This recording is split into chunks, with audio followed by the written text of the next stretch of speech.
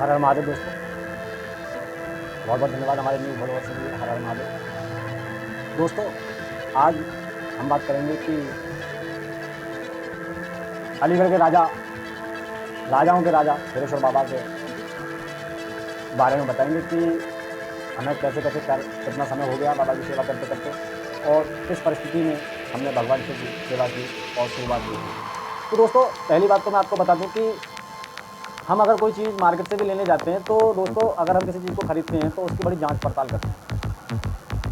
ऐसे ही हमारे शिव हैं दोस्तों, जब वो भक्तों की जांच पड़ताल करते हैं या उन्हें अपने पास अपने मार्गदर्शन से चलाना होता है तो पहले उनकी खूब ठोक बजा करके परीक्षा लेते हैं।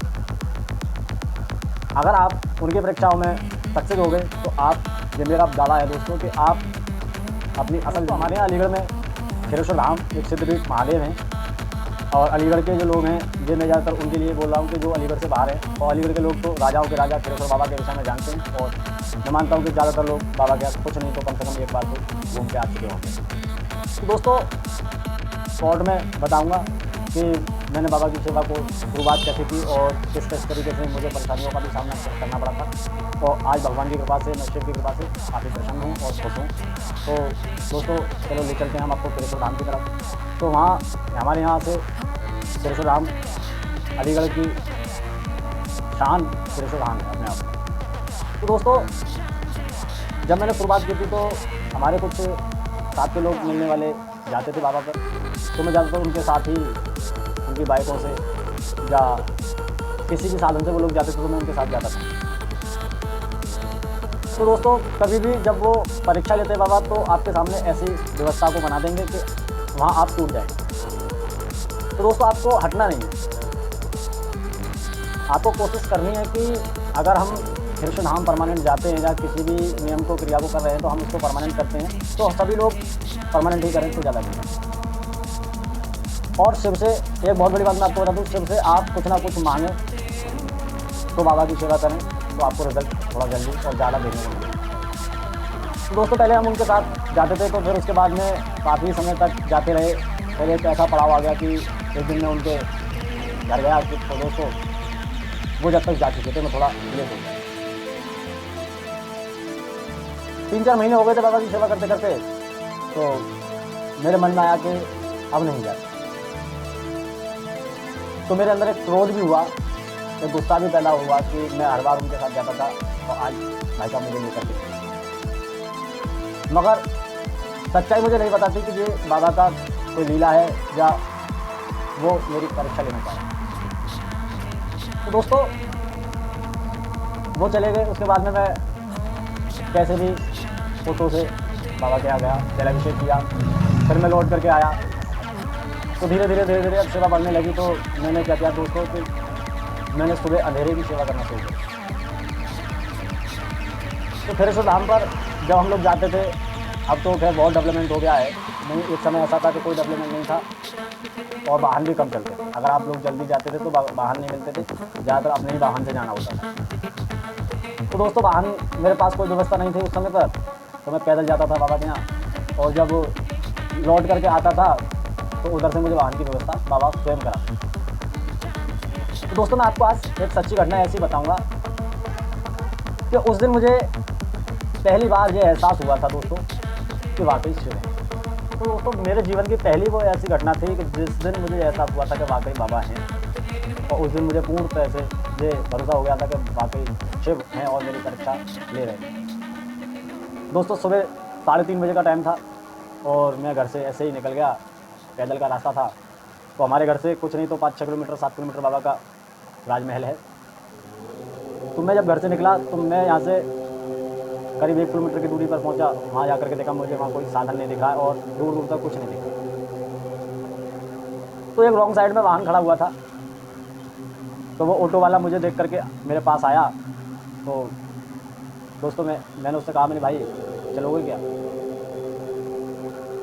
उस भाई ने मुझसे बोला कि मैं आपको नादे चौड़ाई तक छोड़ सकता हूँ, उससे आगे आप जैसे भी जाना चाहें।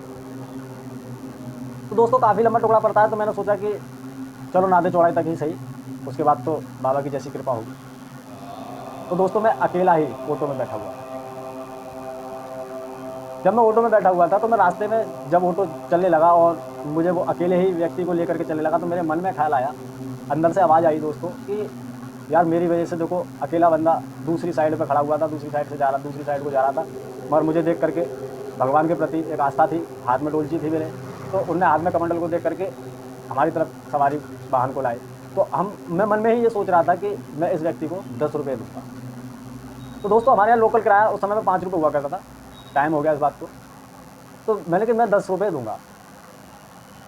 तो जब हम थोड़ा सा आगे पहुँचे तो कुछ गेस्ट हाउस हैं, शादियों का माहौल था उस समय पे, तो वहाँ बहुत सारी उसे सवारियाँ देखने को मिली। तो दोस्तों उस भाई ने ऑटो रोका और उन सवारियों से बोला कि मैं भी 5 मिनट में आता हूँ, इन भाई को छोड़ाओ। तो मेरे भी मन में आया कि दोस्तों मेरे कारण से जो यहाँ तक आया था, और अगर मैं ही केवल आता तो मैं इसको कोई नहीं 10 रुपये देता। मगर जब मुझे दिखा कि दोस्तों इसका 250-300 रुपये का और भी फ़ायदा हो गया भगवान की कृपा से, तो मैंने कि इसको जो मूल रूप है के रूप के पैसे हैं, जो पैसे इसके बनते हैं वही पैसे मैं इसको दूंगा। तो दोस्तों मुझे उस घटना को सोच करके हंसी भी आती है और एक आश्चर्य भी होता है। तो जैसे ही मैं वहाँ पहुँचता हूँ तो उन्होंने मुझे उतारा, मैं उतरा, तो मैंने उनको धड़ाक से 10 रुपये दिए। 10 रुपये जब मैं उन्हें देता हूँ तो उसके बाद वो तुरंत अपने ऑटो को लेकर चल देता भाई। तो मैंने उस भाई से बोला, मैंने भाई 5 रुपये तो हुए। तो दोस्तों वो उसका सवाल होता है कि मैं आपको अकेला ही लेकर के आया हूँ, इस वजह से मैं 10 रुपये से कम ही लूँगा, 10 रुपये ही लूँगा। तो मेरे भी दिमाग में कोई ऐसी बात नहीं थी, मगर मैं जब आगे की ओर बढ़ा तो मैं पैदल के रास्ते से जा रहा था, पैदल जा रहा था बाबा की तरफ। तो मेरे मन में ख्याल आया, मैंने बाबा कैसे कैसे लोग हैं कि तेरे भक्तों को भी देख करके उनके साथ छलने की कोशिश करते हैं और उनके साथ छल करते हैं। दोस्तों कोई नहीं, मैं चला गया, मुझे कोई उस चीज़ का ना अफसोस था ना कोई बात थी, क्योंकि मेरा तो पहले से ही मन था कि मैं इसको 10 रुपये दूँ। तो दोस्तों बात 10 और 5 रुपये की नहीं है, बात है गलत और सही की। तो जब मैं बाबा के दर्शन करने कम से कम 2 घंटे बाद वहाँ से जब मैं अपने घर की ओर आया तो मैंने देखा उस व्यक्ति को जहाँ से बहुत सारी सवारियाँ मिली थी उससे केवल 20 कदम की दूरी, 10-20 मीटर की दूरी होती,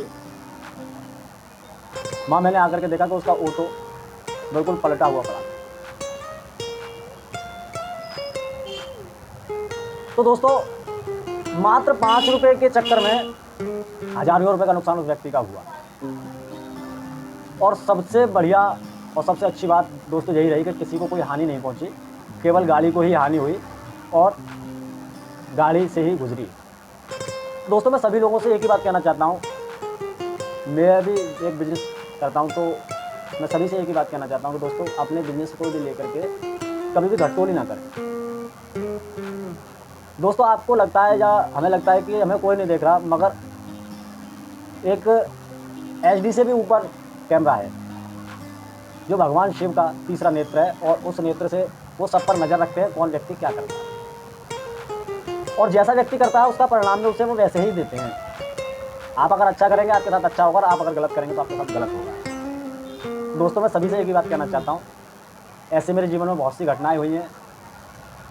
मैं आपको अभी ये एक पहली घटना के रूप में बता रहा हूँ, और मैं आपको इस वजह से बताना चाह रहा हूँ क्योंकि ये मेरे जीवन की पहली परीक्षा थी, और भगवान शिव का एक एहसास, तो ये मेरे बाबा मेरे साथ हैं, ये एहसास उसी दिन मुझे सबसे पहली बार हुआ।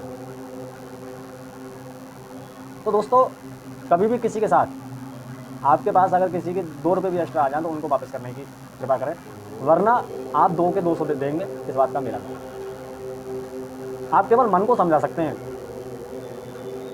और भगवान ने पहले ही हमारे यहाँ किताबों में बहुत अच्छी बातें कही गई है कि आप जो बोएंगे वही काटेंगे। तो दोस्तों कभी किसी के साथ गलत ना करें, सबके साथ अच्छा करें, आपके साथ भी अच्छा होगा। हर हर महादेव। हम फिर आपसे मिलेंगे अगली वीडियो में।